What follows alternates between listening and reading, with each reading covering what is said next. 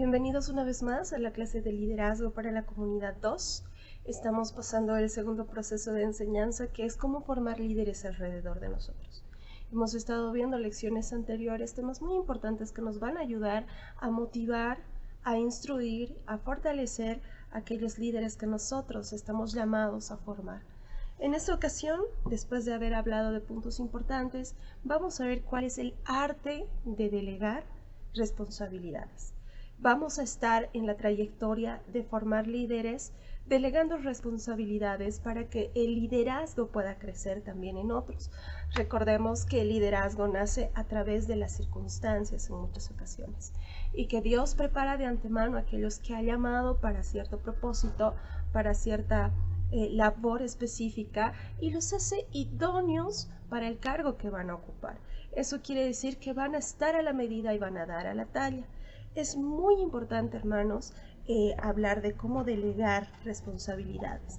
Vamos a ir a nuestras Biblias en el libro de Éxodo capítulo 18, 25 al 26, donde dice: escogió Moisés varones de virtud entre todo Israel, y puso por jefes sobre el pueblo, y juzgaban al pueblo en todo tiempo. El asunto difícil lo traían a Moisés, y ellos juzgaban todo asunto pequeño, ¿no? Entonces, una faceta del liderazgo es la capacidad de reconocer las actitudes, las cualidades e incluso las limitaciones de los que nos están rodeando en la labor de liderazgo, de los que nos están acompañando en cumplir las metas y el propósito al cual nosotros queremos llegar. Entonces, tener éxito en lograr que otros hagan las cosas es el tipo de liderazgo más elevado que nosotros podemos alcanzar, ¿no? Recordemos que una de las características de los líderes es ver cuál es el legado que están dejando, es ver cuántos líderes se está formando alrededor de él, y recordemos que la labor es muy amplia. Hemos estudiado que también nuestra labor y propósito delante del Señor es muy grande. Por eso es que Él decía: la mies es mucha y los obreros son pocos. Oren pues para que el Señor mande obreros a la mies. Y cuando los mande, hermanos, nos va a tocar capacitarlos, prepararlos, formarlos a partir de lo que nosotros conozcamos de cada uno de ellos. Recordemos que clases anteriores también, en las presenciales, hemos podido hablar un poco de los temperamentos que caracterizan a cada persona. Para eso les recomiendo que puedan revisar el manual de temperamentos de Tim LaHaye o el libro pequeño de bolsillo que es Los temperamentos, que él escribe y describe las cualidades, características, debilidades y falencias que puede haber en las personas según su temperamento. Y también, conociendo este punto importante, vamos a saber delegar responsabilidades a las personas que sean idóneas para el cargo que nosotros queremos darles, otorgarles o requerir tal vez su capacidad y conocimientos a partir de las habilidades que nosotros entendemos que ellos tienen. Nuestro liderazgo también se va a medir a través de ello. La capacidad de apreciar los dones de las diferentes y variadas clases de obreros y luego ayudarles de acuerdo con sus propias personalidades y trabajos es la amplitud primordial para la supervisión de una misión como la nuestra. Así que tenemos que estar muy conscientes que es necesario entrenar nuevos líderes y sobre todo tener el discernimiento, la capacidad y el tino para poder delegar responsabilidades. Cada uno de nosotros somos diferentes. La palabra de Dios dice que somos distintas partes del cuerpo. Para que todo el cuerpo sea funcional, cada parte del cuerpo tiene que estar en su lugar, cumpliendo los propósitos para los cuales ha sido creados, y de esta manera se va a poder llegar a muchas metas que nos hayamos puesto. El grado hasta donde el líder puede delegar trabajo es una medida también de su éxito, ¿no? La oficina de una sola persona jamás podrá manejar más trabajo que el que puede realizar una sola persona. Para eso vamos a ver, para ejemplificarlo mejor, lo que pasó con Moisés, ¿no? Una de las grandes ilustraciones bíblicas desde el principio de la historia es Yetro, el suegro de Moisés, registrada en Éxodo capítulo 18. Israel había salido de Egipto como una horda desorganizada de esclavos, ¿no? Ellos eran esclavos anteriormente. Entonces, ¿qué es lo único que sabían hacer? Muchas veces solo sabían obedecer órdenes, solo las cosas que les tocaba realizar como esclavos, y tal vez no tenían más preparación. Tampoco tenían una preparación militar, no tenían una preparación estratégica, ¿no? La mayoría de ellos eran ex esclavos, ¿no? Para el tiempo del Éxodo 18 se estaba desarrollando un nuevo espíritu nacional. Recordemos que de este pueblo brota y nace la nación de Israel. Ese era un gran propósito de Dios, establecer su pueblo, ¿no? Ese pueblo que le siga y que le adore. Entonces, estaba despertando este nuevo espíritu nacional en las personas que habían salido de la esclavitud de Egipto y que iban a ser el pueblo de Dios. Yetro, su suegro, vio que Moisés enfrentaba cargas tan pesadas que no se podían tolerar muchas veces. Trataba con problemas de la mañana a la noche. Moisés era el poder judicial, el poder legislativo y el poder ejecutivo de esta nueva nación naciente. Sus decisiones eran aceptadas por el pueblo como la misma voluntad de Dios. Entonces su suegro se dio cuenta que Moisés no podía mantener el nivel de actividad y presentó dos argumentos muy sólidos para delegar el trabajo a otros. Primero le dijo a Moisés: desfallecerás del todo, tú y también este pueblo que está contigo, porque el trabajo es demasiado pesado para ti, no podrás hacerlo tú solo. Moisés había llegado al límite, quizás más allá de sus propias fuerzas, de sus recursos físicos y emocionales. Así que era uno de los argumentos por lo que Yetro le recomienda a Moisés que empiece a delegar tareas. También le dice que el método de ese entonces para resolver los problemas era muy lento, porque la gente buscaba directamente a Moisés para resolver los problemas. La gente estaba empezando a perder la paciencia y compartir la autoridad aceleraría la acción judicial y la gente quedaría satisfecha. Ese fue su segundo punto. Si estos dos puntos y argumentos, hermanos, no hubieran sido bien establecidos por el suegro de Moisés, tal vez no se hubieran visto las necesidades y también las consecuencias de no suplir estas necesidades.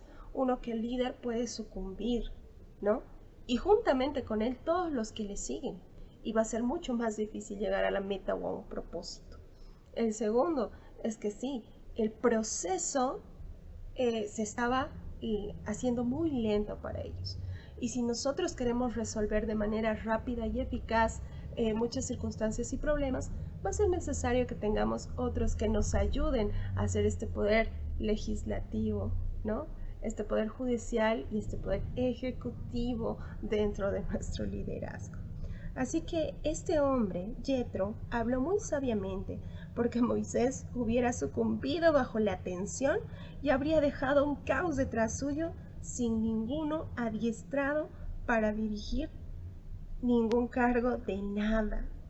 No hacer provisión para la sucesión de liderazgo ha significado la ruina para muchas naciones y para muchas iglesias.